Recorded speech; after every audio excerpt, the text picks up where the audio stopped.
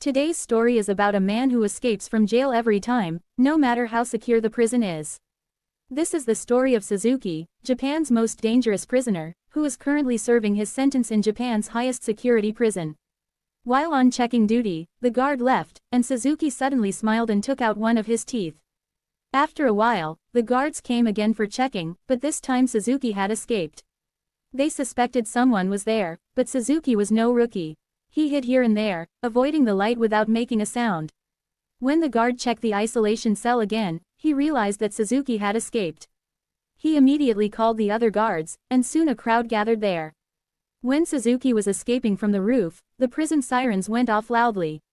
Suddenly, a heavy rain started, and we were shown the backstory. 12 years ago, some prisoners were brought to a jail. One of them was Suzuki, who came there to serve his 10-year sentence. Because he never spoke, everyone assumed he was mute. He also had a tattoo of Mount Fuji upside down on his chest. Suzuki was already famous for escaping from jail and had done so 3 times before. After this, Suzuki was brought to a small room with only one skylight. He looked at the skylight carefully, and his brain must have been running. Outside, the guard told the jail warden, Mr. Kahani Murasi, that Suzuki would never escape this time. But as soon as he looked through the window, Suzuki had already disappeared. The warden ordered the entire city to be surrounded so that Suzuki could not escape under any circumstances. But the guards caught him in 20 minutes. I don't know why, but Suzuki was running straight on the train tracks above. He was then imprisoned again in the same room, but this time with handcuffs on. When a guard peeped inside, he saw Suzuki sleeping with a sheet over his face. In anger, he told the guards to remove Suzuki's handcuffs because he didn't want to take any chances. When he didn't remove the sheet even after being told repeatedly, the guards beat him up badly. The next morning, the warden took out all of Suzuki's old records. After reading them carefully, he found that every time Suzuki escaped from jail, he was always caught on the train tracks. At night, the warden went out on patrol with the guard. He reached Suzuki's cell and was surprised because he had somehow opened his handcuffs. In anger, the warden beat him and asked how he had opened the handcuffs. But as always, Suzuki was beaten up again. One day, Suzuki was playing with a small wire that he had somehow smuggled into the jail. The question arises, how did he bring this wire inside? He must have hidden it in his mouth. With the help of this wire, he used to open his handcuffs. A few days later, the warden went on a week's vacation to his home. Now Suzuki had a very good chance to escape. He took out his wire and tried to open the lock. Soon, a grand checking arrived there. The guard saw that Suzuki was sleeping again with his face covered, but the guard left without saying anything. But the reality was that Suzuki was not inside. He was sitting stuck to the ceiling like a lizard. He was waiting for the right opportunity to escape from jail. After the guard left, he slowly reached the top. He punched the last part of the roof and escaped from there. When the guard found out, he immediately sounded the alarm. The warden was also informed and immediately left for the jail. The next morning, the policemen were making a plan to catch Suzuki, when the warden also arrived there. He said to leave all the plans and send only one team to the nearby train tracks. The officers thought, oh, the old man has gone crazy. Will he go to the same place every time? But when the warden convinced them that he was 100% sure that Suzuki would be found there, they trusted him and sent the team. And his words turned out to be true. Suzuki was once again caught on the train tracks.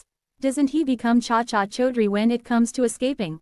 What happens later? Because Suzuki was caught due to the warden's intelligence, he was promoted for his work. He became a big officer who went to all the jails in the country to check the condition of the prisoners. On the other hand, Suzuki escaped again and was caught again on the tracks. Every year he was sent to a new jail with even tighter security, but he escaped from everywhere. Because of this, the media gave him the title of Star Fugitive, and he became famous throughout the country. 12 years later, he was brought to Central Jail. Here he was under strict security because 10 guards were standing just to monitor him. His room was also made entirely of cement and had several locks on the door. This is the same isolation cell we saw at the beginning of the story. After being brought in, Suzuki looked around. He was preparing to escape again. A guard brought food to his cell, but before the guard could leave, Suzuki caught him and handcuffed him. The guard immediately blew the whistle, which brought many other guards. They beat him up badly. When he regained consciousness, Suzuki saw the guards leaving the door. Blood was dripping from his face onto the iron bars. The next morning, the guard put some more screws on his handcuffs so that he could not open them. Before leaving, he did a little maintenance on his body again. Suzuki's days passed like this. He deliberately took on the guards. He would beat them, and then he would splash his blood on the iron bars. One day, the guard beat him so much that his tooth fell out.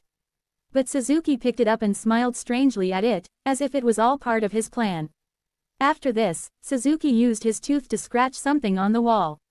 A prisoner will get a chance to shoot. For minutes, everyone tried to convince him that Suzuki was not an ordinary prisoner, but the warden ignored his words. The next morning, many guards were spread throughout the island after seeing the guns. The warden was explaining something to his men when Mishra entered. He told the warden that Suzuki had actually come to find his father, so he was imprisoned in silence. Hearing this, everyone was shocked, and then Suzuki's true identity was revealed. In fact, everything that had happened so far was part of Suzuki's plan. He escaped from jail again and deliberately got caught so that he could finally reach the present. His real goal was to free his father. Finally, Suzuki met his father, and both cried a lot after seeing each other after so many years. Unfortunately, Mr. Kahani Mudra, the warden, and the other guards were also coming there. But before they arrived, Suzuki disappeared with the old man.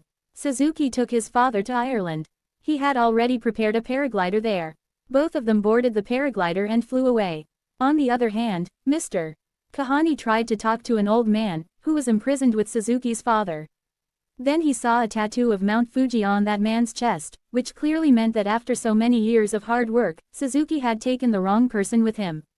There could be no worse fate than this. Can you bear so much trouble for your father?